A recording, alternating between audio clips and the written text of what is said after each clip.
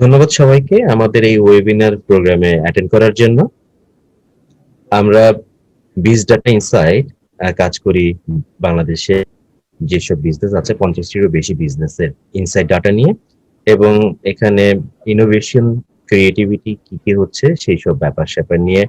And আমাদের পুরো কাজের পুরো আসলে সবসময় থাকে হচ্ছে ইনসাইটস, বিজনেস ইনসাইটস। এরকম একটা টক শো, যে টক শোতে আমরা বিজনেসের বিভিন্ন নিয়ামক গুলো নিয়ে এবং ভিতরের যে আলোচনার বিষয়বস্তু আছে সেগুলো নিয়ে আমরা কথা বলবো। আজকের বিষয়বস্তু হচ্ছে স্মার্টফোন পেনিট্রেশন বাংলাদেশে। বাংলাদেশে স্মার্টফোন মার্কেট, অথবা আমার হাতে আপনার হাতে স্মার্টফোন মানেই হচ্ছে জীবনের অঙ্গাঙ্গী একটি বস্তু, যাকে ছাড়া আমাদের আসলে আহ জীবন চারিকার যে প্রস্তুতি অথবা আমাদের যে জীবন সম্পূর্ণ করা সেটা প্রাত্যহিকভাবে আমরা আসলে পারি না।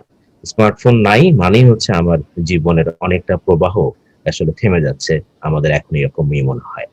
তো এই স্মার্টফোন, বাংলাদেশের স্মার্টফোন বাংলা পেনিট্রেশন নিয়ে আমরা আজকে কথা বলতে চলছি, এবং আমাদের কথা বলার জন্য বাংলাদেশের দুজন স্মার্ট পার্সন আমার সঙ্গে আছেন, আহ, যারা বাংলাদেশের স্মার্টফোনকে অনেক দূর এগিয়ে নিয়ে গেছেন।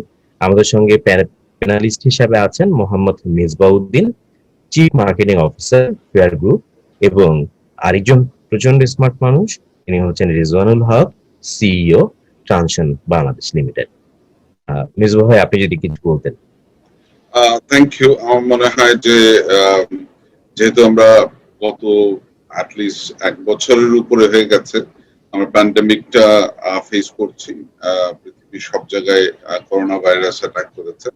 এখন আসলে স্মার্ট ডিভাইসটা অনেক বেশি আগের চেয়ে বেশি ইম্পর্টেন্ট হয়ে গেছে।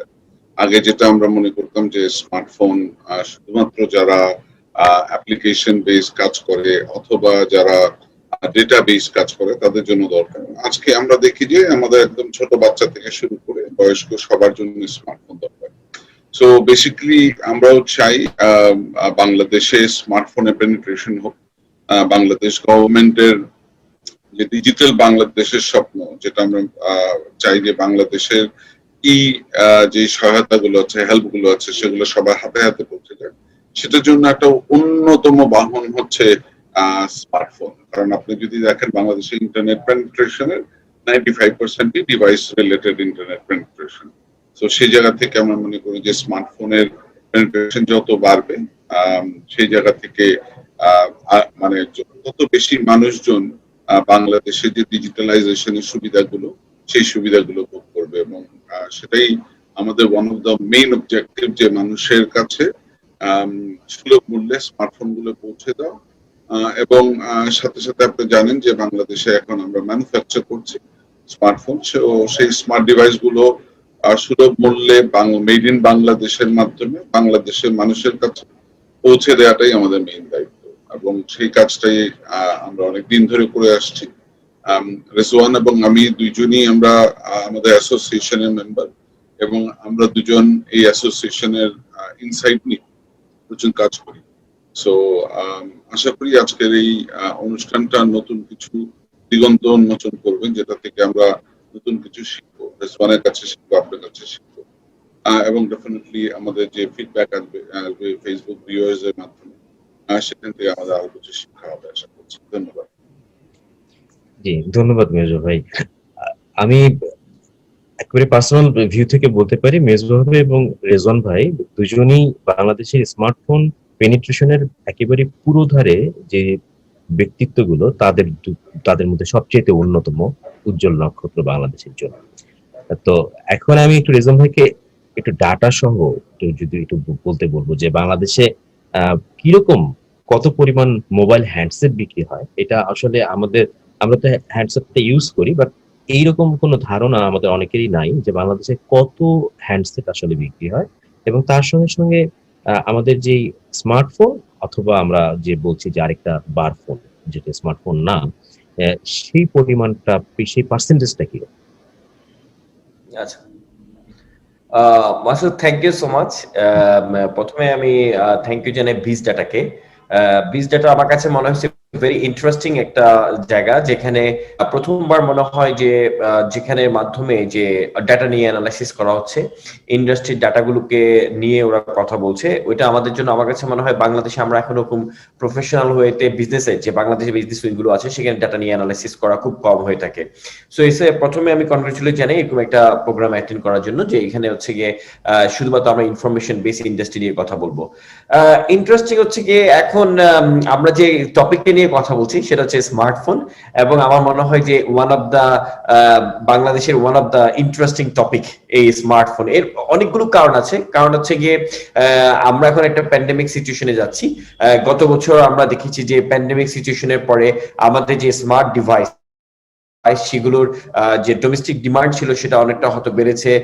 সবচেয়ে বড় ব্যাপার হচ্ছে আমরা আমাদের বাংলাদেশে স্মার্টফোনের অনেক আগে থেকেই এসেছে। আমরা প্রায় স্মার্টফোনের পুরো কমপ্লিটলি বিজনেস করছি যদি বলি যে ফুল ওয়েতে, ফুল সুইং এ প্রায় 6 ইয়ার্স এর মতো হয়ে যাবে, 6 to 7 ইয়ার্স ফুল সুইং এ। তার আগেও ছিল, বাট ফুল সুইং এ যদি বিজনেস বলি স্মার্টফোনের, কিন্তু আমাদের স্মার্টফোনের পেনিট্রেশনটা ওরকম ছিল না। আমি ডাটার কথা বলি, সেই ডাটা যে কথা বলি যে বাংলাদেশের টোটাল মার্কেট সাইজ এখন মোবাইল ফোনের এখনো অন এন এভারেজ 3.5 কোটি, যদিও গত বছর কিছুটা কম হয়েছে, প্রায় 3,28,00,000-এর মতো। এর মধ্যে এখনো যে ফিচার ফোন আমরা যেটাকে নন স্মার্টফোন বলি, যেটা আমাদের বার ফোন বলি, সেটার মার্কেট কিন্তু অনেক বড়। ডাটা দিয়ে যদি বলি যে গত বছর যে 3,28,00,000 আমরা বলছিলাম যে মোবাইল ফোন বিজনেস হয়েছে, তার মধ্যে কিন্তু স্মার্টফোন ছিল শুধুমাত্র 88 লাখের মতো, বাকি পুরোটাই আপনার ছিল হচ্ছে গিয়ে বার ফোন। তাহলে চিন্তা করে দেখেন, এখনো কিন্তু বাংলাদেশের মার্কেটে যে 3.5 কোটি মোবাইল ফোন বিক্রি হয়, তার কিন্তু 2 কোটি 2.5 কোটির মতো কিন্তু এখনো স্টিল হচ্ছে গিয়ে বার ফোন। আর সেখানে হচ্ছে গিয়ে 85 লাখ 85 লাখ বা 90 লাখ টাকার হয় মতো স্মার্টফোন। সেই যদি পার্সেন্টেজ দিয়ে বলি, সেখানে হচ্ছে গিয়ে বিলো 30%, মানে 25% এর মতো হচ্ছে স্মার্টফোনের কন্ট্রিবিউশন, আর 75% হচ্ছে গিয়ে বার ফোনের কন্ট্রিবিউশন। সো এটা নিয়ে আমরা অনেক দিন ধরে স্ট্রাগল করছি যে স্মার্টফোনটা, কারণ হচ্ছে গিয়ে আমি যদি আমাদের পার্শ্ববর্তী দেশ ইন্ডিয়া, ইভেন তো পাকিস্তান, এই দুটোর সাথেও কম্পেয়ার করি, সেখানেও কিন্তু স্মার্টফোনের পেনিট্রেশন রেট প্রায় মোর দেন 50% এর উপর হয়ে গেছে। সেখানে বাংলাদেশে অনেকটা পিছিয়ে আছে। কেন পিছিয়ে আছে সেগুলো তো অনেক অনেক বড় ডিসকাশন। আমি শুধু বলবো যে এই ডাটা দিয়ে যে স্মার্টফোনে একটা জায়গায় আমাদের স্ট্রাগল করছি। আরেকটা ইন্টারেস্টিং ব্যাপার যেটা হয়েছে শুধু সেটা হচ্ছে গিয়ে স্মার্টফোনের সাথে সাথে আমাদের বাংলাদেশের লোকাল প্রোডাকশনটা শুরু হয়েছে। গত 3 বছর ধরে বাংলাদেশে কিন্তু মোবাইল ফোন প্রোডাকশন হচ্ছে, বাট একটা জিনিস প্রাউডলি করে আমরা বলতে পারি যে বাংলাদেশে স্মার্টফোন বিক্রি হয় তার অলমোস্ট লাইক 80% কিন্তু এই লোকাল ম্যানুফ্যাকচারিং হচ্ছে। টোটাল যে রিকোয়ারমেন্ট, টোটাল যে প্রোডাকশনটা হচ্ছে, তো এটা একটা বিগেস্ট, আমি বলবো যে one of the biggest contribution of Bangladesh for last 2-3 years এর মধ্যে, যে আমরা এত বড় একটা স্মার্টফোনের যোগান সেটা লোকাল ডোমেস্টিক প্রোডাকশনের মাধ্যমে হচ্ছে। সো এই দুটো জায়গায় আমাদের কাছে মনে হয় যেন এখন স্মার্টফোন ইন্টারেস্টিং। আরেকটা যেটা আমরা দেখেছি যে কনজিউমারদের মধ্যে স্মার্টফোনের আগে যে স্মার্টফোন শুধু একটা স্মার্টফোন কিনা ছিল সেটা না, এখন কিন্তু স্মার্টফোনের ব্যাপারে কাস্টমার অনেক বেশি স্মার্ট হয়ে গেছে। এবং স্মার্টফোনে কেনার ক্ষেত্রে আমরা দেখেছি যে কাস্টমার অনেক বেশি অ্যানালাইসিস করে, যেটা আগে বার ফোনে করতো না। এখানে শুধু আমি একটা ডাটা দিতে যাই, সেটা হচ্ছে গিয়ে আমরা $100 হ্যান্ডসেট, যেটা আমরা ধরে নিই 10,000 টাকার নিচে হ্যান্ডসেট বা 10,000 টাকার উপরে হ্যান্ডসেট, দুটো সেগমেন্ট ধরি আমরা। 10,000 টাকার সেগমেন্ট আগেও, যেমন 2019 সালেও যেখানে প্রায় বিলো 50% কন্ট্রিবিউশন ছিল, আমরা দেখেছি 2020 সালে এসে 56% কন্ট্রিবিউশন কিন্তু 10,000 টাকার উপরে হ্যান্ডসেট স্মার্টফোনে। তার মানে বাংলাদেশের মার্কেটে যদি একটা ইন্টারেস্টিং বলছে, আমরা 10,000 টাকার উপরে স্মার্টফোনের গ্রোথটা অনেক বেশি, যেখানে হচ্ছে গিয়ে 10,000 টাকার নিচে স্মার্টফোনের গ্রোথ রেটটা লো। সো এটা দিয়ে দেখা যাচ্ছে যে স্মার্টফোনের যে আগে শুধু একটা স্মার্টফোন ছিল সেটা না, স্মার্টফোনের যে নেসেসিটি এবং স্মার্টফোনের যে ইউজারটা সেটা কিন্তু অনেক বেশি বাংলাদেশে ডেভেলপ করেছে। সো আমি বাংলাদেশের মার্কেটের সারসংক্ষেপে যদি শুধু স্মার্টফোনের মার্কেটটা বলতে চাই, আমি বলবো যে দিস ইজ দ্য বিগিনিং, এবং it's a very big market is coming স্মার্টফোনের জন্য বাংলাদেশে। জি, ধন্যবাদ রিজন ভাই। আমরা সেই 2011-12 থেকেই একটা স্বপ্ন দেখছিলাম যে স্মার্টফোনের পেনিট্রেশন, আপনার সঙ্গে আমি পার্সোনালি কাজ করেছিলাম, এন্ড মিজু ভাইও আমাদের সঙ্গে অনেকটা ক্ষেত্রেই কাজ করেছেন।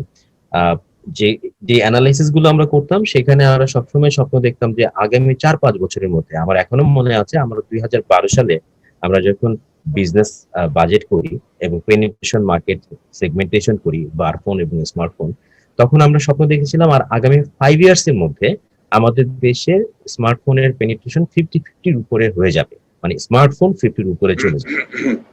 এই স্বপ্নটা আসলে আমাদের রয়ে গেছে। দেখা যাচ্ছে যে বাংলাদেশের স্মার্টফোনের পেনিট্রেশনে ওই 50% এর ব্যাপারটা কিন্তু এখনো আসেনি। আপনাদের দুজনের কথা ধরেই যদি আমি বলি যে একটা অ্যানালাইসিসে দেখা যাচ্ছে বাংলাদেশের পেনিট্রেশন হচ্ছে 41% স্মার্টফোনে, যেখানে অন্যান্য দেশে কিন্তু এই ব্যাপারটা আমাদের চাইতে অনেক বেশি হচ্ছে। নেপাল যেখানে 53% এবং 60% এর মতো হচ্ছে আমাদের এই শ্রীলঙ্কা, এবং পাকিস্তানেও আমাদের চাইতে একটু বেশি 51% এর মতো, আর 69% হচ্ছে ইন্ডিয়াতে। তো এই রেটটা কিন্তু মোটামুটি ভাবে বলতে পারি যে আমাদের দেশের তুলনায় অন্যান্য আমাদের আশেপাশে যে দেশগুলো সেখানে স্মার্টফোনের পেনিট্রেশনটা বেশি। আমি আপনাদের দুজনের কাছেই একটু জানতে চাবো যে এটার মানে একেবারে ভেতরের মূল চালিকা শক্তিটা কি, মানে কারণটা কি? আমরা বারফোনে কেন একটু বেশি এগিয়ে আছি, এবং কেন একটু কম আছে আমাদের হচ্ছে স্মার্টফোনে? আমাদের স্মার্টফোন কি আমাদের কাস্টমাররা কি আসলে বোঝে না এরকম ব্যাপার, নাকি অন্য কোনো কারণ আছে, নাকি আমাদের মার্কেট পলিসির মধ্যেই কোনো ঘাটতি আছে, অথবা আমাদের কি ইকোনমি এতটাই খারাপ অবস্থায় আছে যেখানে স্মার্টফোন আমাদের ইউজাররা আসলে হাতে নিতে পারছে না? আপনাদের কি এই ব্যাপারে কিছু করণীয় আছে? আমি একটু প্রথমে মেজবা ভাইয়ের কাছে যাব এই কোশ্চেনটা নিয়ে, তারপরে আবার যাব রিজওয়ান ভাইয়ের কাছে। Thank you Masud. আমার কাছে যেটা মনে হয় যে এটা শুধুমাত্র একটা সমস্যা না, এটা বেশ কয়েকটা সমস্যার একটা সম্মেলনের মাধ্যমে এই পেনিট্রেশনটা বাড়ছে না। ডেফিনেটলি এফোর্ডেবিলিটি একটা বড় চাঙ্ক আছে, আমরা সেটা মনে করি। কারণ আমরা যদি দেখি যে গত 3-4 বছর ধরে স্মার্টফোনের প্রাইসটা 1000 টাকার মধ্যেই আছে, এবং ডেফিনেটলি একজন যখন 1000 টাকা একটা ফোন কিনতে পারে, সেখানে সে আসলে 3000 বা 4000 টাকা খরচ করতে চায় না। এটা হলো number 1, affordability is an issue. Number 2 হচ্ছে আমি স্মার্টফোন দিয়ে কি করব, people needs to understand that, যে আমি আসলে স্মার্টফোনটা কিসে ইউজ করব। যদি আমরা দেখি যে আমাদের মেজরিটি অফ কনজিউমার্স তারা ভয়েস কল করে, তারা কিন্তু অন্যান্য কল করে না। সো সেই ভয়েস কলে কোনো বেনিফিট আছে কিনা স্মার্টফোনে? আমি যদি একটা স্মার্টফোন দিয়ে ভয়েস কল করি, একটা বারফোন দিয়ে ভয়েস কল করি, আমার দুইটার ক্ষেত্রে কিন্তু সমান বেনিফিট, আমার এখানে কোনো বেনিফিটের ডিফারেন্স নেই। থার্ড হচ্ছে যে আমাদের যে ডেটা এনেবল কন্টেন্ট গুলো আছে বা বিভিন্ন রকমের অ্যাপ্লিকেশন গুলো আছে, যেগুলো আমরা বলি ভাইবার আছে, হোয়াটসঅ্যাপ আছে, ফেসবুক আছে, ইউটিউব আছে, এবং বিভিন্ন জিনিসগুলো আছে, সেগুলো সমস্ত কিছুই কিন্তু অনেকের জন্যই খুব সহজে বোধগম্য না। আমি যদি বলি এগুলো সবগুলোই ইউজ করার সময় ডেফিনেটলি কোনো না কোনো সময়ে তাকে কোনো ডেটা ইনপুট দিতে হয়, ওয়েদার তাকে একটা ইমেল অ্যাড্রেস দিতে হয় অথবা তাকে ফোন নাম্বার দিতে হয়। এই জিনিসগুলো অনেকেই বোঝে না, এবং এই পুরো কন্টেন্ট এবং অ্যাপ্লিকেশন গুলো ইংলিশে করা, এগুলো আসলে কোনোভাবেই খুব ইজি টু আন্ডারস্ট্যান্ড লেভেলের নাই। ফোর্থ যেটা মোস্ট ইম্পর্টেন্ট পার্ট হচ্ছে যে আমরা যদি একটা নেচার অফ কনজিউমারের বিহেভিয়ারটা দেখি, তারা সবসময় যেটা করে হচ্ছে যে ফোনে একটা কল করার পরে সে ব্যালেন্স চেক করে, হ্যাঁ, ব্যালেন্স চেক করে বোঝার চেষ্টা করে যে অ্যাকচুয়ালি আমার লাস্ট কলে কত টাকা খরচ গেছে। So those are the important part. সে কিন্তু বোঝার চেষ্টা করবে যে আমি যখন ডেটা ইউজ করব, আমি প্রতিটা ডেটা ইউজের সময় আমি কত টাকা খরচ করলাম, আমার ব্যালেন্স কত আছে সেটা বোঝার জন্য। আমি জাস্ট একটা উদাহরণ হিসেবে যদি ইন্ডিয়া মার্কেটটা দেখি, 2018 সালের শুরুর দিকে ইন্ডিয়া মার্কেটে স্মার্টফোনের পেনিট্রেশন ছিল 28% এর মতো। টুডে স্মার্টফোনের পেনিট্রেশন অলমোস্ট 63। এই রেভলিউশনটা আসছে লাস্ট 3 ইয়ার্স এ। এই লাস্ট 3 ইয়ার্স এর basic revolution, one of the major reason হচ্ছে যে ইন্ডিয়াতে জিও আসার পরে they have gone very aggressive on data pricing, number 1. Number 2 is they have given devices which is affordable to everybody, এবং সেটার জন্য তারা কিছু ইএমআই বা প্ল্যান, যেটা বলি আমরা সারা পৃথিবীতে যে অপারেটরের প্ল্যানের যেটা গল্প আছে, সেই জায়গা থেকেও তারা কাজ করছে। এবং থার্ড ইম্পর্টেন্ট পার্ট হচ্ছে যে আজকে যারা ইন্ডিয়াতে ডেটা এনেবল ডিভাইসেস অথবা যে ডেটা মানে 4G নেটওয়ার্ক ইউজ করছে, তাদের মধ্যে মেজরিটি কিন্তু এই ডেটা এনেবল ডিভাইস এবং 4G দিয়ে ভয়েস কল করছে। সো এই ইম্পর্টেন্ট পার্টটা আমাদেরকে বুঝতে হবে যে ডেফিনেটলি আমাদেরকে প্রোডাক্টটাকে অ্যাফোর্ডেবল প্রাইস করতে হবে, ডেফিনেটলি আমরা যদি পৃথিবীর সব জায়গায় এই জিনিসটাকে দেখি, এটা ডিভাইস কোম্পানি বা ডিভাইস ব্র্যান্ড করে না, এটা করে অপারেটররা। অপারেটররা সাধারণত প্রোডাক্টগুলোকে নিয়ে একটা প্ল্যানের মাধ্যমে একটা দীর্ঘমেয়াদী তাদেরকে একটা ইএমআই সাপোর্ট দেয়, নাম্বার ওয়ান। নাম্বার টু হচ্ছে যে তারা এমন একটা ডেটা প্যাকেজ দেয় with the required usage of a consumer, যে আমি এই ডেটা প্যাকেজ দিয়ে ভয়েস কল করতে পারবো, হ্যাঁ, এবং এই ডেটা প্যাকেজ দিয়ে খুব ইজি টু ইউজ কিছু কাজ করতে পারবো, যেটা হচ্ছে click and play kind of thing. যদি আমরা জিওর কিছু কন্টেন্টও দেখি, তারা বেসিক্যালি যেহেতু বলিউডটা ইন্ডিয়াতে খুব খুব ফেমাস, অথবা movie is very very popular in India, যার জন্য তারা যেটা করেছে প্রচুর কন্টেন্ট ড্রাইভ করেছে থ্রু মিউজিকস এন্ড ছোট ছোট ভিডিও কন্টেন্ট দিয়ে, যেগুলোকে কিন্তু মানুষজনকে ড্রাইভ করেছে হচ্ছে more on going into this kind of content. আপনি যখন কন্টেন্ট একবার ইউজ করা শুরু করবেন, then you will get used of using YouTube, আর আপনি ফেসবুকে ঢুকতে পারেন, আপনাকে আস্তে আস্তে শেখাতে হবে জিনিসগুলো।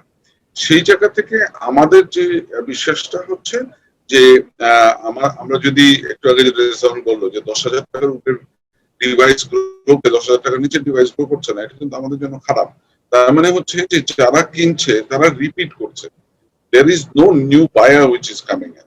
কেউ 2G থেকে অথবা 3G থেকে 4G তে মুভ করছে খুবই কম ইয়েতে। এটা আমাদের জন্য একটা বড় চ্যালেঞ্জ, এবং আমরা এটাকে আসলে র্যাপিড ভাবে চেঞ্জ করতে পারি যদি ফার্স্ট অফ অল অ্যাফোর্ডেবিলিটিকে ম্যানেজ করা যায় through EMI, whether it's given by operator, whether it's given by device company, সেটা হয়তো নেক্সট ডিসকাশনে আসতে পারে। নাম্বার টু হচ্ছে যে যেহেতু ভয়েস সেন্ট্রিক কনজিউমার্স, আমরা ভয়েসটাকে কত কম দামে কত ইজিলি ডেটা প্যাকেজের মাধ্যমে বিক্রি করতে পারি। আমি জাস্ট আবার একটু উদাহরণ দিই, ইন্ডিয়াতে দেখা যায় 99 রুপিসে আনলিমিটেড ডেটা দেয়, আনলিমিটেড ভয়েস কল দেয়, সেটা কিন্তু বাংলাদেশে কোনো প্যাকেজে নাই। হ্যাঁ, সো মানুষকে তো আপনাকে কিছু একটা সুবিধা দিতে হবে to entice them to your system. So আপনাকে স্মার্টফোন করতে হলে সেই যেটাতে ইউজ টু তাকে সেটাকে দিয়ে আসবে, প্রথমে আনতে হবে, তার পরবর্তীতে বাকি কাজগুলো করতে হবে। এবং আমার মনে হয় কিছু কিছু অ্যাপ্লিকেশন যদি আমরা কন্টেন্ট ডেভেলপমেন্টের দিকে কথা বলি, যেটা যদি বাংলায় কিছু কন্টেন্ট ডেভেলপ করা যায়, relevant content could be drama, movies, musics, অথবা আমাদের এখন এডুকেশনাল বেস কন্টেন্টটাও আছে। ইন্ডিয়াতে আমরা অনেকগুলো দেখি যেগুলো এডুকেশনাল বেস কন্টেন্ট তৈরি হয়েছে, আমাদের সেখানেও যদি আসে আমার মনে হয় আস্তে আস্তে এই মার্কেটটা বড় হবে। কারণ এখন আমরা যে মার্কেটটাকে নিয়ে আনট্যাপ মার্কেট, যেটা 2G মার্কেট নিয়ে আমরা কথা বলতেছি, these are very sensitive to cost, these are very sensitive of relevant uses। এটা কিন্তু অকারণে খরচ করতে রাজি না, সো কারণটা হতে হবে ভেরি কংক্রিট। সো আমার মনে হবে যে অ্যাফোর্ডেবল প্রাইস, গুড কন্টেন্ট, এবং তার যে ভয়েস কলে যে প্রয়োজনীয়তা, সেই জায়গাটাকে যদি তারা কাজ করতে পারে, আমার মনে হয় এই পেনিট্রেশনটা বাড়ানো সম্ভব। জি, রেজওয়ান ভাই যদি একটু বলেন আপনি, এই পেনিট্রেশন আমাদের এই যে 41%, আমরা স্বপ্ন দেখছিলাম কিন্তু 50% এর উপরে হয়ে যাবে হচ্ছে 2014, আমি 13-র কথা যদি বলি, তারপরে 5 বছর মানে 18-19 এর মধ্যেই আপনার সঙ্গে আমার অনেক এই ব্যাপার নিয়ে কথা হচ্ছে, এবং আমি বলেছিলাম যে ভাইয়া প্রবাবলি এটা সম্ভব না, আমাদের যেই ইকোনমিক অবস্থা এবং আমাদের স্মার্টফোনের সঙ্গে বেসিক ফোন মানে বার ফোনের যে সংঘর্ষ, এবং আমাদের যে কাস্টমার বেজের যে নিজস্ব এই ইউজেসের যে প্যাটার্ন, সেই প্যাটার্ন অনুযায়ী হয়তো বা সম্ভব হবে না। কিন্তু এখন দেখা যাচ্ছে, আমি 2021 সালে বসে আমরা দেখতে পাচ্ছি যে জিএসএমএ যেই আমাদের যে গবেষণা প্রতিষ্ঠান আছে সারা ওয়ার্ল্ডের মোবাইল হ্যান্ডসেট এবং মোবাইল পেনিট্রেশন নিয়ে যারা দেখাশোনা করে, তাদের গবেষণা অনুযায়ী কিন্তু দেখা যাচ্ছে যে 41%। সেই আমরা যে স্বপ্নটা দেখেছিলাম তার জন্য যত কাজ করেছিলাম, সেখান থেকে কিন্তু আমরা বের হয়ে অতটা উন্নতি অবশ্যই করেছি, অনেক কিছু আমরা করেছি, বাট ওই 41% এখনো রয়ে গেছি, আমরা 50%-এ যেতে পারিনি। কিন্তু আমরা আশা করি যে 50% আমরা খুব দ্রুত যাব। তো এটা নিয়ে আপনার ইনসাইটসটা যদি একটু আমাদেরকে শেয়ার করেন। আচ্ছা, আমি প্রথমে বলবো যে এটা নেসেসিটিটা কতটুকু। নেসেসিটি যদি বলি আমি, যে আম, আমাদের যে টোটাল ইকোসিস্টেমটা তৈরি করেছে গভর্নমেন্ট এখন অনেক ডিজিটালাইজেশনের উপরে কিন্তু প্রচন্ড পরিমাণ ফোকাস বেশ অনেক বছর ধরে। আমরা ইউনিয়ন লেভেল পর্যন্ত ব্রডব্যান্ড ইন্টারনেট এবং ইন্টারনেট কিন্তু আমরা পৌঁছে দেওয়ার ব্যবস্থা করেছি। আপনি যদি চিন্তা করে দেখেন, আমরা কিন্তু we make a whole ecosystem, এবং গভর্নমেন্টের অনেকগুলো অ্যাপ্লিকেশনে কিন্তু এখন আমাদের দেখেছি অ্যাপ্লিকেশনের মাধ্যমে অনলাইনে চলে আসছে। সো পুরো নেসেসিটি দেখেন আমাদের। আমি যেটা বলছিলাম যে নেসেসিটির কথাটা, যে আমাদের যে ব্যাকবোন এবং ইকোসিস্টেম তৈরি হচ্ছে, সেখানে আমার কাছে মনে হচ্ছিল যে স্মার্টফোন ডিভাইসটা আমাদের মতো ডেভেলপিং কান্ট্রির জন্য খুব বেশি দরকার, তাহলে আমাদের অনেক বেশি সেভ হবে। বাট আমি আরেকটা ডাটা আপনাদেরকে ইন্টারেস্টিং দিই। গত 5 ইয়ার্সে আমি যদি কিউমুলেটিভ ফিগার ধরি যে গত 5 বছরে আমাদের টোটাল স্মার্টফোন কত সেল হয়েছে, টোটাল স্মার্টফোন 3.5 কোটির বেশি সেল হয়নি গত 5 ইয়ার্সে। এবং আমরা যদি ধরি যে আরেকটা হিসাব, যে 3 বছর পর পর কনজিউমার হ্যান্ডসেট চেঞ্জ করছে, তাহলেও আপনি চিন্তা করে দেখেন আমার রিপ্লেসমেন্ট মার্কেট কিন্তু বলছে যে এটা অলমোস্ট লাইক 1 কোটির উপরে হয়ে যাওয়ার কথা রিপ্লেসমেন্ট মার্কেটই। সেখানে কিন্তু আমার টোটাল মার্কেট সাইজ এখন 80 লাখ, তার মানে আমার রিপ্লেসমেন্ট মার্কেট কতটুকু আর নিউ কাস্টমার কতটুকু, যেখানে আমার রিপ্লেসমেন্ট মার্কেটের ডিমান্ড এখন 1 কোটি হওয়া উচিত যদি 3 বছর পর পর, যদিও আমরা ধরি যে স্মার্টফোন আফটার 2 ইয়ার্স চেঞ্জ করার প্রবণতাটা বেশি, টেন্ডেন্সিটা বেশি, সেখানে 3 বছর ধরি। মেজবা ভাই যেটা বললো আমি একদম এগ্রি যে আমাদের রিপ্লেসমেন্ট মার্কেটটা অনেক বড় হচ্ছে, নিউ কাস্টমারটা কিন্তু কম হচ্ছে। প্রথম দিকে আমরা যে কাস্টমারটা পেয়েছিলাম, আমাদের স্মার্টফোনের গ্রোথ ছিল কিন্তু ইয়ার টু ইয়ার 50 to 60%, তো আমরা দেখছিলাম যে নতুন কাস্টমার আসছে, কিন্তু আমাদের এখানে স্মার্টফোনে গত 3-4 বছরের এভারেজ গ্রোথ কিন্তু 10 to 15%। তার মানে আমাদের নিউ কাস্টমারটা থেকে রিপ্লেসমেন্ট মার্কেটটা বড় হচ্ছে এবং 10,000 টাকার উপরে কাস্টমারটা বেশি পাচ্ছি আমরা এই জন্য। এবার আমি আরেকটা হিসাব দিই, আপনি যদি দেখেন যে আমি ধরে নিচ্ছি যে বাংলাদেশে যে আমরা বলি যে বাংলাদেশে মোবাইল ফোনে ইউজার প্রায় 14 কোটি বা 15 কোটি যে সিম আছে, কিন্তু আমরা যদি ইউনিক ডিভাইস মানে এক একজনের মাল্টিপল হ্যান্ডসেট থাকে, আমি যদি ইউনিক ডিভাইসও বলি, সেখানে আমরা ধরে নিচ্ছি যে প্রায় 11 কোটি লোকের কাছে ফোন আছে। কিন্তু তাহলে স্মার্টফোন কত লোকের কাছে আছে? আমরা ধরে নিই যে আমাদের ক্যালকুলেশন অনুসারে 4 কোটি লোকের কাছে স্মার্টফোন আছে, তার মানে স্টিল 7 কোটির মতো কিন্তু একটা বড় কাস্টমার স্মার্টফোনের বাইরে। এবার আমি হিসাব দিই ওই 7 কোটি কাস্টমার এভারেজ পারচেজ প্রাইস কত। এভারেজ হ্যান্ডসেট প্রাইস কিন্তু আমাদের প্রায় 1100 টাকা অথবা 1200 টাকা। বাংলাদেশে যে 2.5 কোটি ফিচার ফোন বিক্রি হয় বছরে, তার 65% কিন্তু বিক্রি হয় বিলো 1200 টাকা হ্যান্ডসেট। আর একটা নরমাল স্মার্টফোন যদি ধরতে যাই, সেটার দাম হচ্ছে 4 থেকে 5,000 টাকা। তার মানে তাকে যদি এই স্মার্টফোনে যেতে চায়, তার কিন্তু বাজেট প্রায় 5 times higher than existing budget. তার মানে সবচেয়ে বড় আমার কাছে যেটা প্রতিবন্ধকতা মনে হয়, এই অ্যাফোর্ডেবিলিটি, যে একটা বড় মানে 5 টাইম জাম্প করা ওদের পক্ষে আসলে ইম্পসিবল হয়ে যায়। সেকেন্ড যেটা বলি আমার কাছে মনে হয় অ্যাফোর্ডেবিলিটির পরে, সেটা হচ্ছে কি নেসেসিটি। আপনি যদি দেখেন এখনো কিন্তু আমাদের স্মার্টফোন ইউজ হচ্ছে হয়তো সোশ্যাল নেটওয়ার্কিং এর জন্য। বাইরের দেশে যেমন আপনি পুরো ইকোসিস্টেমটা দাঁড়িয়ে গেছে আপনার স্মার্টফোনের উপরে, আমাদের হয়তো ঢাকা সিটিতে আপনি স্মার্টফোনের নেসেসিটি আছে, যেমন এখন আপনি রাইড শেয়ারিং পাচ্ছেন, আপনি এখন ই কমার্সটা নেসেসিটি হয়ে গেছে, অথবা আমরা দেখেছি যে গভর্নমেন্টের বিভিন্ন অ্যাপস আপনাকে ডাউনলোড করে আপনাকে করতে হয়, আপনার কাছে যেতে হচ্ছে না, তাহলে সেটা কিন্তু নেসেসিটির একটা কথা আছে। বাট আপনি যদি আদার দেন ঢাকার বাইরে চলে যান, তাহলে ওই নেসেসিটি কিন্তু নাই।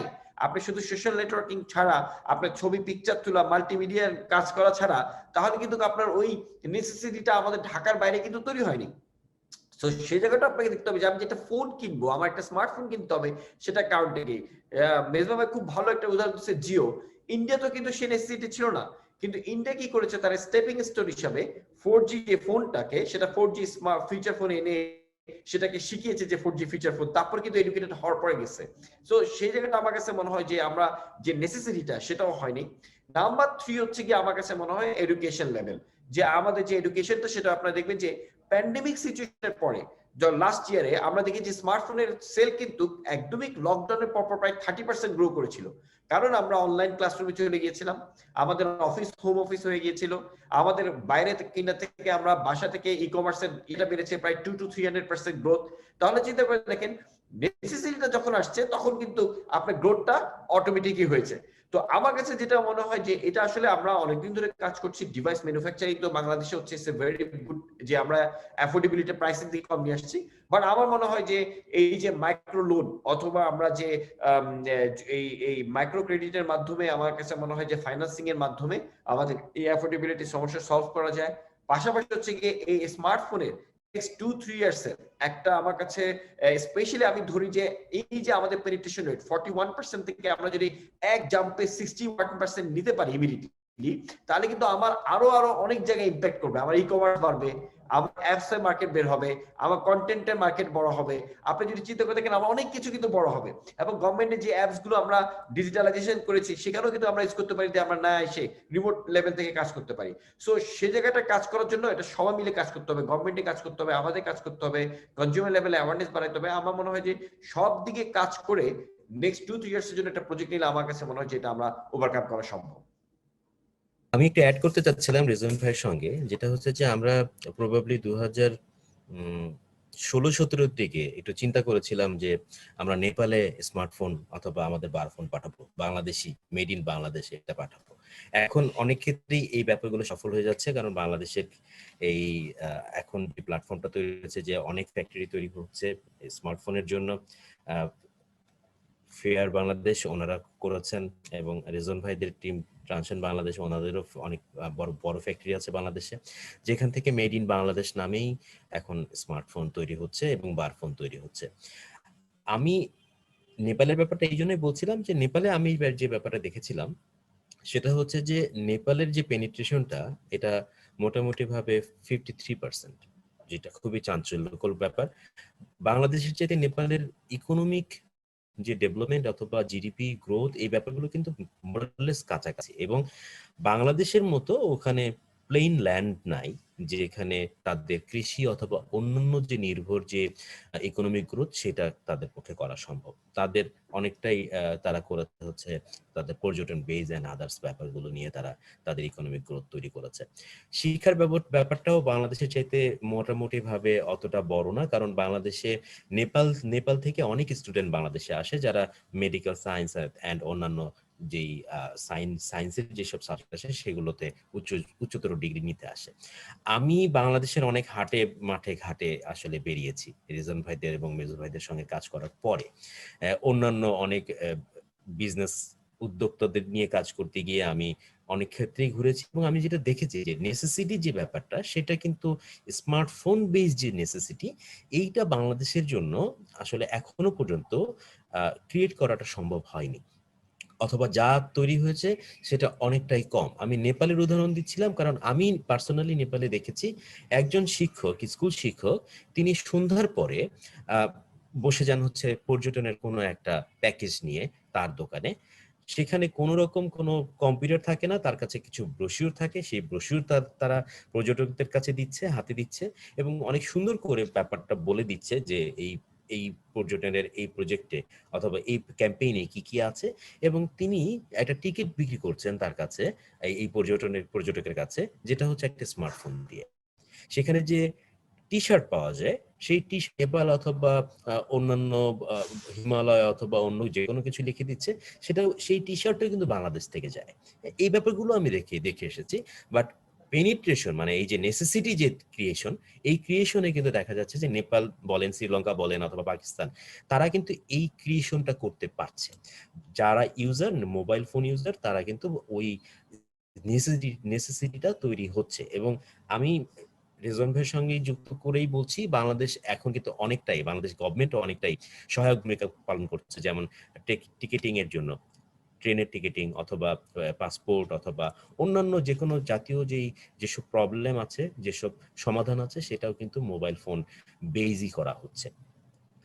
অ্যান্ড এখনকার যে অবস্থাটা, যে করোনা ভিত্তিক যে অবস্থা, এই করোনার যদি আপনি কোনো ডাটা চান সেটাও কিন্তু আপনি স্মার্টফোনে পেতে পারেন। স্মার্টফোনেই আপনি করোনার জন্য যে টিকা, সেই টিকার জন্য আমরা এই স্মার্টফোনেই আসলে এনলিস্ট করে নিতে পারি খুব সহজেই।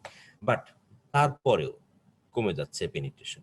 মানে আমি যেটা ব্যাপারটা বলতে চাচ্ছিলাম যে স্যামসাং অনেক বড় একটা প্ল্যাটফর্ম বাংলাদেশের জন্য স্মার্টফোন পেনিট্রেশনের জন্য। ট্রানশনের যেসব টেকনো অ্যান্ড আদার যেসব মোবাইল ব্র্যান্ড আছে, অনেক বড় বড় ব্র্যান্ড, আইটেলের কথা বলছি না, কারণ আইটেল ম্যাক্সিমামই হচ্ছে বারফোন, বাট টেকনো অ্যান্ড আরেকটা ভাই আপনাদের ব্র্যান্ড রেজন ভাই, ইনফিনিক্স, হ্যাঁ হ্যাঁ হ্যাঁ। হ্যাঁ, তো এই ব্র্যান্ডগুলো যেটা হচ্ছে যে আপনারা কি কোনো কাজ করছেন এরকম যে নেসেসিটি তৈরি করার জন্য? আমি একটা স্বপ্ন দেখি যেটা হচ্ছে যে যেই রিজিয়নে যেই বিজনেসটা আসলে বুম হয়, মনে করেন যে সিলেটে চা বিজনেস অনেক বুম, ওখানে যে নকশি কাঁথা আছে সেটা অনেক বড় একটা প্ল্যাটফর্ম, ওখানে শস্যর যে ব্যাপারটা আছে, লেবু অ্যান্ড আদার্স ব্যাপারগুলো যেসব আছে সেটা মনে করেন অনেক অনেক বেশি পরিমাণে ওখানে উৎপাদন হয়। উত্তরবঙ্গের বিজনেস প্ল্যাটফর্মটা কিন্তু একটু ডিফারেন্ট, অ্যান্ড চিটাগংয়ের দিকে বিজনেস প্ল্যাটফর্মটা ডিফারেন্ট। আপনাদের কি শোরুমে অথবা আপনাদের প্রথমত হচ্ছে আপনাদের মোবাইল ফোনে কি এমন কোনো অ্যাপস আছে যেগুলো হচ্ছে এইরকম বিজনেস উদ্যোক্তা যারা আছে তাদেরকে হেল্প করতে পারে এরকম কোনো অ্যাপসের মাধ্যমে, যাতে করে তাদের সঙ্গে স্মার্টফোনের পেনিট্রেশনটাকে আমরা একেবারে জুড়ে দিতে পারি? আরেকটা ব্যাপার হচ্ছে যে এই জুড়ে যদি আমরা দিতে পারি আমাদের কোনো অ্যাপসের মাধ্যমে, এটাতে আমাদের এমনিতেই স্মার্টফোনের নেসেসিটিটা বাড়বে, তাদের বিজনেসের সঙ্গে আমাদের স্মার্টফোনের নেসেসিটিটা ক্রিয়েশন হবে।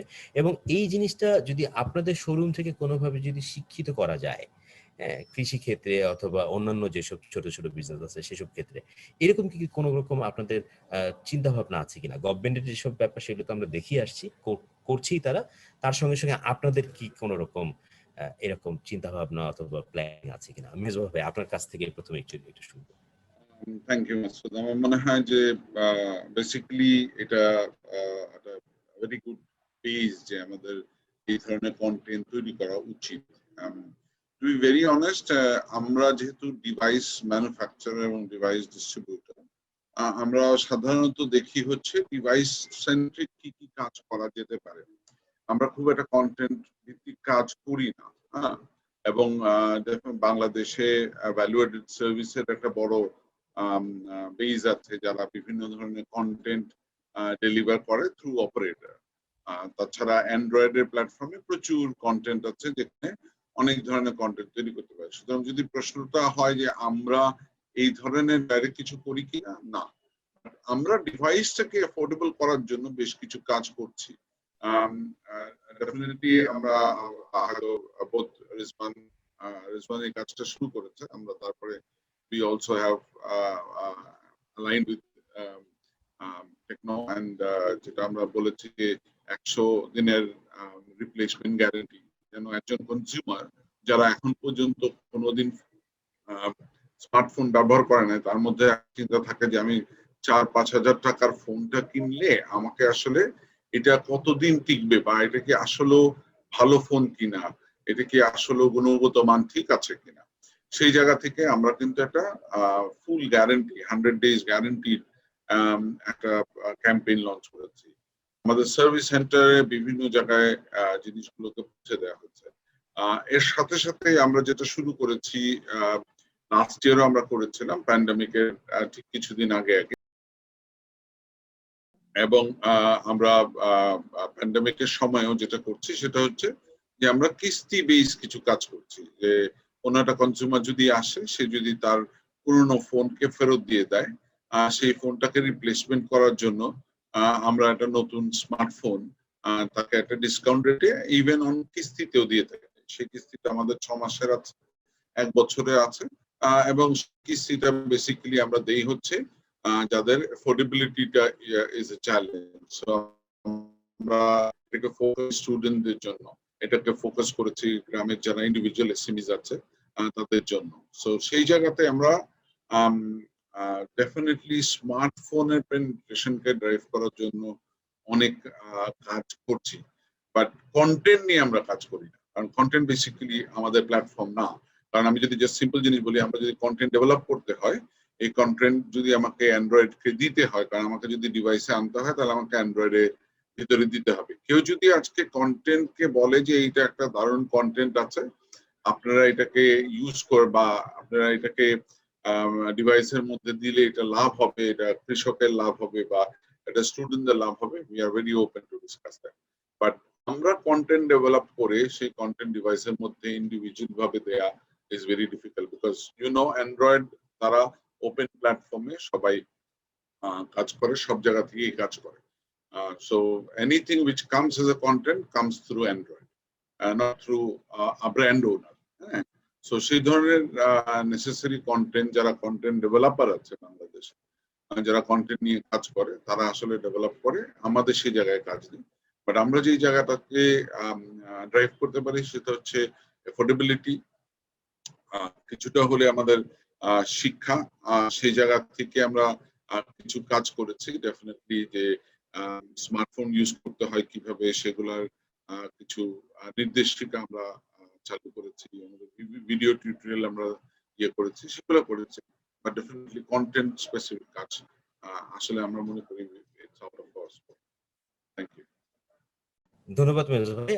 আমি আপনাকে পার্সোনালি চিনি, যিনি হচ্ছেন যে বাংলাদেশে কন্টেন্ট ডেভেলপমেন্টের ব্যাপারে অনেক কাজ করেছেন।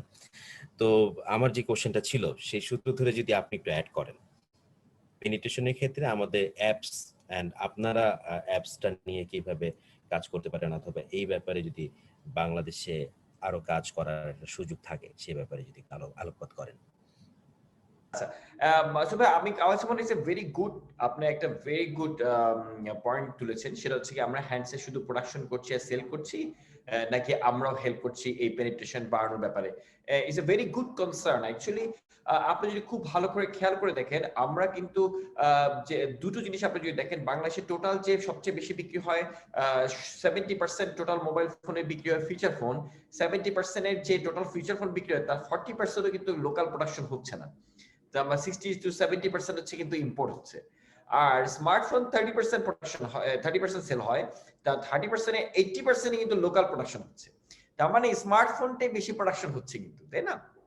এই বেসিক কারণ হচ্ছে গিয়ে আমরা যারা ফ্যাক্টরি করেছি আমাদের জন্য কিন্তু একটা বার ফোন প্রোডাকশন করে বিক্রি করার মধ্যে যতটুকু প্রফিট হয় তার থেকে কিন্তু স্মার্টফোনে বেশি হয়, কারণ স্মার্টফোন আপনি জানেন যে একটু এর এসপি ইজ ভেরি হাই।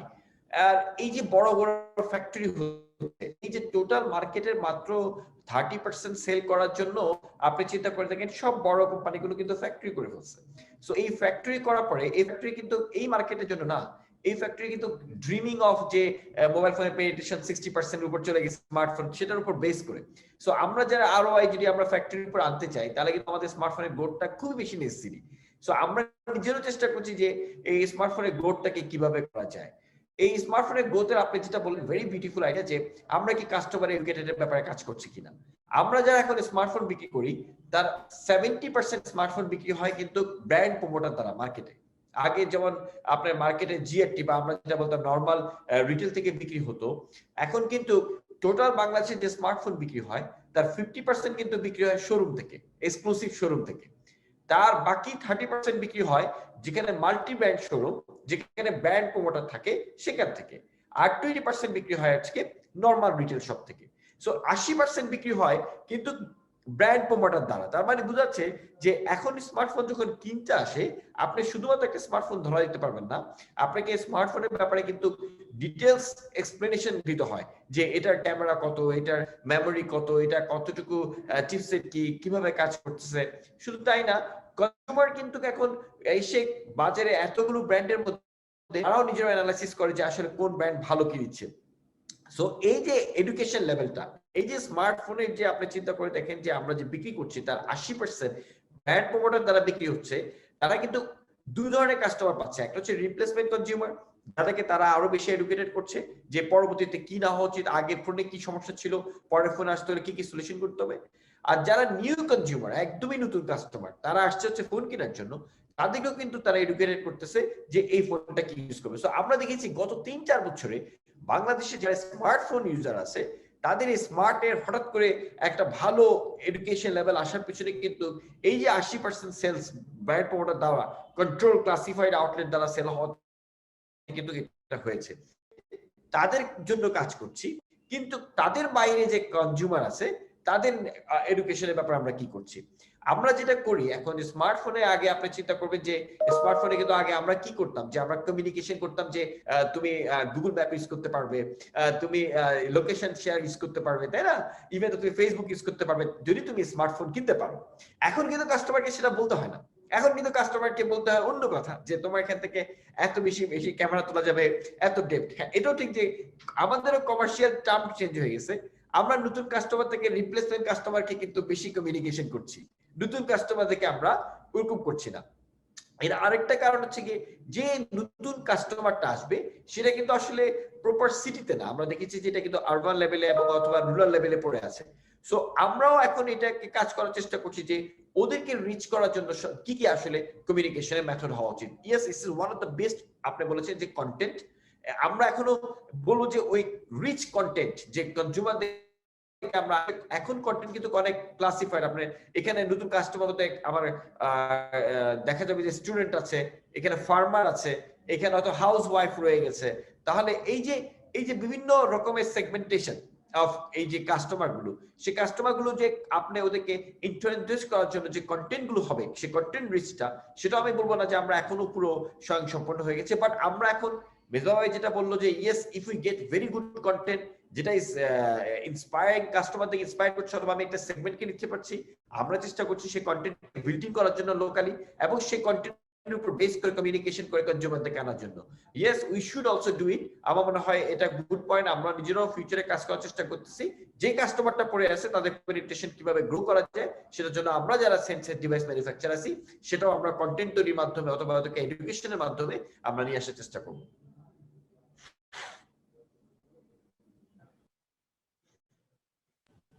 ধন্যবাদ রেজন ভাই। আরেকটা কোশ্চেন, ছোট একটা কোশ্চেন ছিল, মানে আপনাদের দুজনের কাছে ছোট একটা কোশ্চেন ছিল। আমরা যদি বলি ইনোভেশন এন্ড হচ্ছে প্রাইসিং, এই দুইটার মধ্যে কোনটা আসলে বেশি ইম্পর্টেন্ট আমাদের স্মার্টফোন পেনিট্রেশনের জন্য, ইনোভেশন নাকি প্রাইসিং? Very difficult question. কাহিনী হচ্ছে যে ইনোভেশন ইজ ম্যান্ডেটরি। ইনোভেশন না থাকলে আসলে এই ডিভাইসে যে নতুন নতুন অনেক ধ্যান ধারণা তৈরি হবে, সেটা ডেফিনেটলি কনজিউমারের জন্য যে হেল্পফুল হবে, সেই জায়গায় খুব একটা মানে ইনোভেশন না থাকলে লাভ হবে না। আজকে যদি দেখি আমি 3G 4G is an innovation, so definitely innovation is mandatory. Pricing মানে এখন যদি জাস্ট ফর এক্সাম্পল আমরা আইফোনের কথা চিন্তা করি, iPhone is one of the best ইনোভেটেড product globally, but বাংলাদেশে তো বিক্রি হয় না because the pricing is not affordable. So essentially, is innovation with a very high price is good for penetration? No. Affordability K drive করে যে ইনোভেশনটা, যেটা consumer, বাংলাদেশের কনজিউমারের জন্য দরকার, সেই জায়গায় আসলে আমাদের কাজ করা দরকার। মানে যদি সিম্পল জিনিস আমি ধারণা দিই, যেখানে গ্লোবালি সবাই বলছে যে 4G অথবা এই যে আজকে স্মার্টফোন, এগুলো হচ্ছে ডেটা সেন্ট্রিক বিভিন্ন অ্যাপ্লিকেশনকে ড্রাইভ করা উচিত। এটা ফেসবুক, হোয়াটসঅ্যাপ, ভাইবার, ইউটিউব, বিভিন্ন রকমের ব্লগিং, এগুলোকে করা উচিত। But we have seen in India success through voice call on data. So actually পেনিট্রেশনের জন্য এমন কিছু ইনোভেশন দরকার যেটা কনজিউমারের বেনিফিটের আছে, number one, end consumer affordable. আজকে বাংলাদেশে যে সিম্পল জিনিস বলি, বিকাশ, নগদ, তারপর রকেট, এই বিভিন্ন জিনিস, এই ইনোভেশন গুলো বাংলাদেশে কাজ করেছে বিকজ বাংলাদেশের লোকজনের এটা দরকার আছে, এবং এই ইনোভেশনটা এফোর্ডেবল। কারোর জন্য যদি এটা হতো যে 100 টাকা পাঠাতে গেলে 10 টাকা বা 20 টাকা খরচ হয়, তাহলে কিন্তু বাংলাদেশের কনজিউমার এটাকে নিত না। আজকে আমার মনে আছে আমি যখন রবিতে ছিলাম, বা তখন অ্যাক্টেল ছিল, উই লঞ্চ এই যে ফ্লেক্সি, যেটা ইজি লোড যেটাকে বলি আমরা, এটা কনজিউমাররা এবং রিটেলাররা খুব তাড়াতাড়ি অ্যাডপ্ট করেছে, just because it's convenient for them.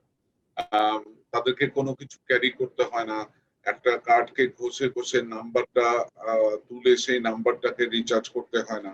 So there are convenient in every product, যেটাকে আসলে পেনিট্রেশনটাকে স্মুথ করে, এবং সেটা has to be affordable, cannot be expensive. So innovation is mandatory to drive convenience and affordability. আমি just এই simple লাইনটা বলতে চাই।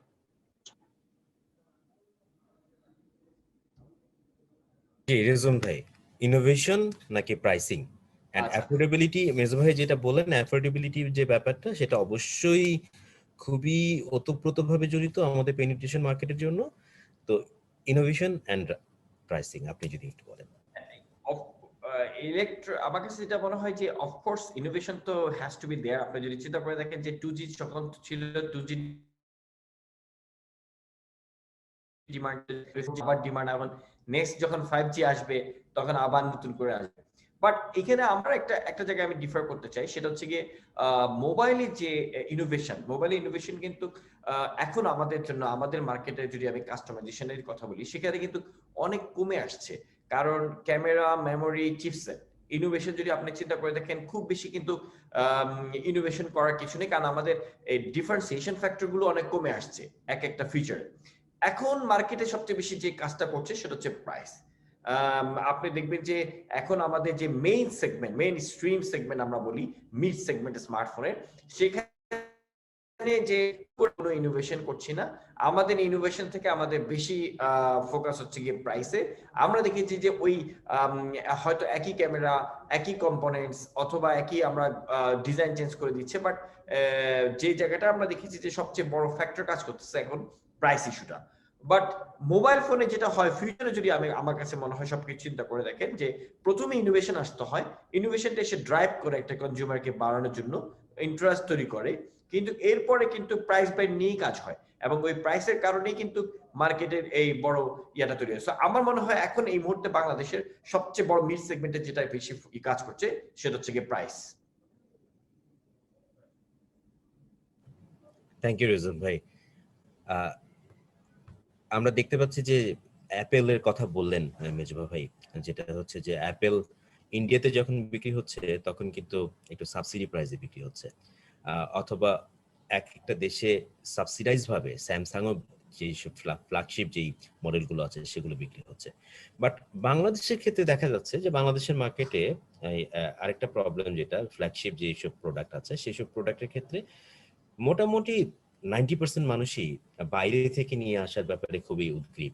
কারণটা হচ্ছে যে দেখা যায় যে তাদের প্রাইসে কম পড়ে, অথবা অন্যান্য কোনো সুবিধা হয়তো বা তারা পায়। এই ব্যাপারে মানে ফেয়ার বাংলাদেশ কি কাজ করছে, মানে স্যামসাং এর যে ফ্ল্যাগশিপ স্মার্টফোন, সেই স্মার্টফোনের ব্যাপারে আসলে আমরা কি এখানে থেকে এই কম দামে কিনতে পারি কিনা, অথবা এই যে বেশি প্রাইসের কারণটাই বা কি? Thank you Masud. আমরা যদি রিসেন্টলি দেখি, স্যামসাং কিন্তু এখন সমস্ত ফ্ল্যাগশিপ গুলো বাংলাদেশে ম্যানুফ্যাকচার করছে।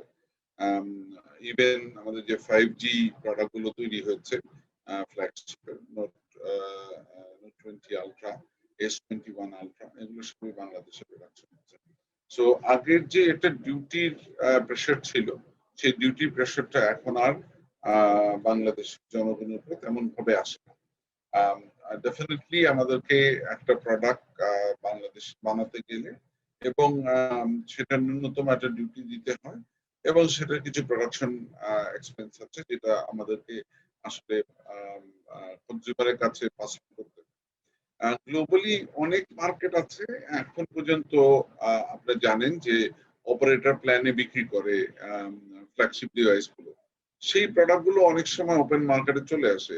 পৃথিবীতে 3টা বড় ওপেন মার্কেট আছে, একটা হচ্ছে সিঙ্গাপুর, একটা হংকং, আর একটা হচ্ছে দুবাই। এই 3টা ওপেন মার্কেটে পৃথিবীর বিভিন্ন জায়গা থেকে এই ধরনের প্ল্যানে বিক্রি করা প্রোডাক্ট গুলো বাংলাদেশে আসে, এবং আমরা দেখেছি যে বিভিন্ন সময় এই ধরনের প্রোডাক্ট কিনে মানুষজন যায়, হয়তো কোনো একটা মার্কেটে যে এটাকে বলে যে আমাকে একটু খুলে দেন, কারণ এটা operator lock. So there are certain challenges on the pricing of the product through Bangladesh যেটা আমরা ম্যানুফ্যাকচার করি মার্কেটে, এবং বাইরের প্রোডাক্ট যেগুলো প্ল্যান্সে কম দামে, অনেক সময় অ্যাফোর্ডেবলিতে কম দামে পাওয়া যায়। But I want to make sure যে কনজিউমারকে কিন্তু আসলে জেনে নেওয়া উচিত, কারণ এইসব অনেক ডিভাইসই গ্লোবালি আপনার সেকেন্ড হ্যান্ড মার্কেট থেকেও আসে। অনেক সময় দেখা যায় এটা যে অ্যাক্সেসরিজ আছে সেই অ্যাক্সেসরিজ গুলো চেঞ্জ হয়ে যায়, এবং definitely one of the most important part হচ্ছে এগুলো কোনো ওয়ারেন্টি থাকে না। সো এখন কিন্তু যে প্রাইস গ্যাপটা ছিল আগে যখন আমরা ম্যানুফ্যাকচার করতাম না বা ফ্ল্যাগশিপ স্মার্টফোন, তখনকার তুলনায় এখন কিন্তু গ্লোবালের সাথে প্রাইস গ্যাপ অনেক কমে আসছে। বাট ডেফিনেটলি বাংলাদেশে লিগালি আমরা যারা ইম্পোর্ট করি আমরা বাংলাদেশ গভর্নমেন্টকে ডিউ যে ডিউটি এন্ড ট্যাক্সেস আছে সেটা প্রদান করি। আমাদের যে চ্যানেল স্ট্রাকচার আছে যার জন্য ভিতরে ভ্যাট আছে বা ইয়ে আছে সেগুলোকে দিতে হয়। সো এই বিভিন্ন কারণে ডেফিনেটলি একটা প্রাইস গ্যাপ তৈরি হয়। প্লাস আমাদের প্ল্যানস এর প্রোডাক্ট না এটা, সুতরাং এটা সাবসিডাইজ বা গ্লোবাল সাবসিডাইজ প্রোডাক্ট না। গ্লোবালি অনেকগুলো অপারেটর এই ধরনের ফ্ল্যাগশিপকে সাবসিডাইজ করে। তারা আসলে বলে যে এটা 1 বছরের বা 2 বছরের একটা প্ল্যানে কিনতে হবে, তখন অনেক কম দামে দেয়। জাস্ট ফর এক্সাম্পল আমরা দেখি যে $1000 একটা প্রোডাক্ট আমি যদি আজকে প্ল্যানে কিনতে চাই, আমি প্রতি মাসে হয়তো $50 বা $60 দিয়ে কিনতে পারবো। এই প্রোডাক্ট গুলো অনেক সময় বাল্কে ওপেন মার্কেটে বিক্রি হয়ে যায় এবং সেটা বিভিন্ন বাংলাদেশে শুধু না পৃথিবীর অনেক জায়গায় আসে এই ধরনের প্রোডাক্ট। তবে এনইআইআর যেটা আসছে বিটিআরসি প্রদত্ত, সেখানে বলা আছে যে বাংলাদেশে ডিউ ডিলিজেন্স বা বাংলাদেশ গভর্নমেন্টের ডিউটি পে করা প্রোডাক্ট গুলোই শুধুমাত্র অ্যাক্টিভ থাকবে। এর বাইরে যদি কোনো প্রোডাক্ট বাংলাদেশের বাজার থেকে কেউ কেনে, এটা তার লায়াবিলিটি, সেটা কিছুদিন পরে ডিঅ্যাক্টিভ হয়ে যাবে, কারণ এটা লিগালি ইম্পোর্টেড না। সো আজকে অনেকেই বলে যে হ্যাঁ প্রাইস ডিফারেন্স আছে, I fully agree price difference আছে, but that is just because of the duty structure এবং এটা কোনো ধরনের ম্যানিপুলেটেড প্রোডাক্ট না। কারণ আমরা জানি গ্লোবালি যারা এই ধরনের প্রোডাক্ট ট্রেড করে তারা অনেকেই পুরোনো প্রোডাক্ট নতুন প্রোডাক্টকে মিক্স করে বাজারে দেয়, তো সেখানে কিছু প্রাইস অ্যাডভান্টেজ তারা পায়।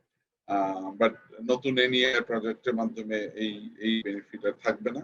সুতরাং আমরাও চাচ্ছি এফোর্ডেবল করার জন্য, ফ্ল্যাগশিপকে এফোর্ডেবল করতে চাই, যেন আমরা লস করে হলেও অনেক সময় ক্রেডিট কার্ডে ইএমআই দিয়ে থাকি, বিভিন্ন রকমের ডিসকাউন্ট দিয়ে থাকি, so that consumer get benefited. জি, ধন্যবাদ মেজু ভাই। রিজন ভাই, আপনি অনেকদিন কাজ করেছেন বাংলাদেশ মোবাইল হ্যান্ডসেট যে অ্যাসোসিয়েশন আছে সেটার শীর্ষ নেতা হিসেবে, এখনো আপনি শীর্ষ নেতা হিসেবে কাজ করছেন। তো আমি একটু জানতে চাচ্ছিলাম, এই যে এই অবাধে বাংলাদেশে ভ্যাট ট্যাক্স ছাড়াই যেসব মোবাইল ফোনগুলো আসছে, যেটার জন্য ভ্যাটের অথবা ট্যাক্সে বাংলাদেশকে আসলে গুনতে হচ্ছে যে অনেকটাই লোকসান, সেভাবে কি খুব দ্রুত কোনো কার্যকরী ভূমিকা সরকার পালন করতে যাচ্ছে? আপনাদের অ্যাসোসিয়েশন কি পালন করতে যাচ্ছে? অফকোর্স, এটা একটা আসলে মেজবা ভাইও অনেকদিন ধরে আমাদের সাথে কাজ করছে, মেজবা ভাই, আমি এবং আমাদের অ্যাসোসিয়েশন। সেটা হচ্ছে গিয়ে আমরা আসলে আগে তো বলছিলাম যে প্রায় 25% থেকে 30% কিন্তু আমাদের এই গ্রে মার্কেট, যেটা হচ্ছে গিয়ে উইদাউট ট্যাক্স এবং ইয়ে ছাড়া আসছে। এবং আপনি যদি চিন্তা করে দেখেন যে বাংলাদেশের যে টোটাল স্মার্টফোন মার্কেট, সেই স্মার্টফোনে কি প্রায় 30% এই মুহূর্তে কিন্তু গ্রে মার্কেট ছিল। তাতে যেটা দেখা যাচ্ছে যে আমাদের প্রায় বছরে কিন্তু বিশাল বড় একটা টাকা কিন্তু আমরা ট্যাক্স ভ্যাট থেকে হারাচ্ছি এটার জন্য। আরেকটা যেটা প্রবলেম পড়েছি সেটা হচ্ছে আমরা যারা ফ্যাক্টরি করছি, আমাদের ফ্যাক্টরি কিন্তু যদি গ্রেস যদি থাকে, তাহলে আমরা যে ট্যাক্স বেনিফিট, আমাদের কিন্তু ফ্যাক্টরি সার্ভাইভেলে one of the biggest point হচ্ছে গিয়ে এই ট্যাক্স বেনিফিট। সেখানে যদি গ্রে মার্কেট আমাদের সাথে সমান্তরালে চলে, তাহলে কিন্তু আমাদের এই পুরো ইন্ডাস্ট্রিটাই ক্ষতিগ্রস্ত এবং সবাই ফ্যাক্টরি করে ফেলছে এখানে।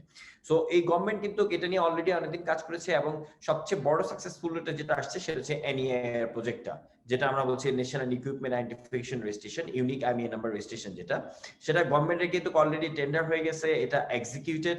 আমাদের as per এবং লাস্ট কমিউনিকেশন উইথ বিটিআরসি সেটা হচ্ছে জুন জুলাইয়ের মধ্যে এটা সম্ভবত হয়ে যাবে। আমরা এক্সপেক্ট করছি যে সেটা যদি হয়ে যায়, এনইআইআর প্রজেক্টটা যদি ইমপ্লিমেন্টেড হয়ে যায়, তাহলে কিন্তু বাংলাদেশে আর অবৈধ পথে কোনো হ্যান্ডসেট আসার কোনোভাবেই সম্ভব না, একদমই না। কারণ হচ্ছে যে কোনো হ্যান্ডসেট আসলে সে আইএমইআই নাম্বার বাংলাদেশের নেটওয়ার্কে ওপেন হতে পারবে না। সো এই এনইআইআর প্রজেক্টটা ইমপ্লিমেন্টেড হলেই একদম 100% সাকসেসফুলি বাংলাদেশে গ্রে ইম্পোর্ট বন্ধ হবে এবং আমরা আশা করছি যে এটা এই বছরের মধ্যে গভর্নমেন্ট এটাকে শুরু করবে এবং এটা শুরু করার পরপরই এই হোয়াইট লিস্টিং আইএমইআই নাম্বার শুধু বাংলাদেশের নেটওয়ার্কে চলতে পারবে এবং সেক্ষেত্রে কিন্তু গ্রেটা পুরো কমপ্লিটলি বন্ধ হয়ে যাবে। ধন্যবাদ রেজন ভাই এন্ড মেজবা ভাই। আমরা আলোচনার একেবারে শেষ সময়ের দিকে চলে এসেছি। আমাদের হাতে খুব একটা বেশি সময় নেই। আমি জাস্ট 2 মিনিট করে আপনাদেরকে একটু বলবো একটা ব্যাপারে, সেটা হচ্ছে যে বাংলাদেশের যদি আমি জনসংখ্যা বলি তাহলে হচ্ছে 50% মেল এন্ড 50% ফিমেল ন্যাচারালি। এর মধ্যে হচ্ছে যদি আমি বলি 84% হ্যান্ডসেট ইউজ করে হচ্ছে মেল এন্ড হচ্ছে 61% ফিমেল। বাট যদি আমি পারচেজিং এর ক্ষেত্রে বলি, সেটা হচ্ছে 83% পারচেজ করে হচ্ছে মেল, এন্ড মাত্র 49% এই পারচেজিং এ হচ্ছে ফিমেল। 2 মিনিট করে যদি একটু বলেন আমাদেরকে, এই ফিমেলদের এই এম্পাওয়ারমেন্ট বানানোর জন্য আমরা কি করতে পারি, আমাদের শোরুম গুলো কি কাজ করছে, জাস্ট 2 মিনিট করে, আমাদের হাতে একেবারে সময় নেই। Thank you. আমার মনে হয় যে you you actually nail the points. আমাদের মহিলা এম্পাওয়ারমেন্টের জন্য বা মেয়েদের এম্পাওয়ারমেন্টের জন্য আসলে কিছু করা উচিত, এবং এই ডিজিটাল ডিভাইস গুলো আসলে মেয়েদের এম্পাওয়ারমেন্টে অনেকখানি কাজ করে। টু বি ভেরি অনেস্ট, আমরা মেয়েদের কিছু কিছু প্রোগ্রাম আমরা সবসময় করে থাকি, বাট আমরা দেখেছি ইলেকট্রনিক্স পণ্যগুলো সাধারণত মেয়েরা তার হাজবেন্ড, তার ভাই বা তার বাবার উপরে ডিপেন্ড করে অনেক বেশি, বিকজ অফ তারা মনে করে যে এটা নলেজ বেসটা আসলে ছেলেদের বেশি আছে, বিকজ অফ তাদের অ্যাক্সেস টু ইন্টারনেট, তাদের access to information and other things. But আমাদের আসলে করা উচিত মেয়েদের বেস করে কিছু প্রোডাক্ট তৈরি করা উচিত। আমি জানি বেশ কিছু অপারেটররা মেয়েদের বেস করে কিছু প্রোডাক্ট তারা করছে, আমরা সবসময় বান্ডেল করতে চাই তাদের সাথে। আমরা কালার ভিত্তিক বেশ কিছু ক্যাম্পেইন করেছি মেয়েদের জন্য। মেয়েদের আমরা উইমেন্স ডেতে বিভিন্ন রকম প্রোগ্রাম করে থাকি, বাট আমার মনে হয় আরো কিছু করা দরকার, কারণ আমরা মনে করি যে এইটা আসলে রুরাল মহিলাদের বড় সমস্যা, সিটি লাইফে অত ইম্পর্টেন্ট।